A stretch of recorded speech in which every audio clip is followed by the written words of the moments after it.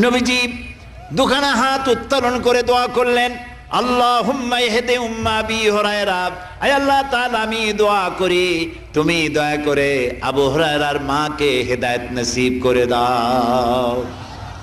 রাসূলুল্লাহ দোয়া করলেন আল্লাহ ওর মায়ের হেদায়েত করে দাও। হযরত আবু হুরায়রা রাসূলের মুখে দোয়া শুনে দিয়েছেন দৌড়। পিছন থেকে সাহাবীরা মনে করলেন আবু হুরায়রা দৌড়ায় কেন, জামা টেনে ধরছে পিছন থেকে। জিজ্ঞেস করলে আবু হুরায়রা দৌড়চ্ছ কেন, কোনো বিপদ হয়েছে নাকি? কয় না, কোনো বিপদ হয় নাই, আমাকে ছেড়ে দাও।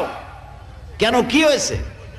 হযরত আবু হুরায়রা বলেন, সাহাবীরা আমাকে ছাড়ো, আমি দৌড়াইয়া বাড়ি গিয়ে দেখতে চাই। আমি আগে দৌড়াইয়া বাড়ি পৌঁছলাম, নাবি বাড়ি পৌঁছবার আগে আল্লাহ নবীর দোয়া আমার বাড়ি পৌঁছায়। সেই দুইটা জিনিসের কোনটা আমি দেখতে চাই।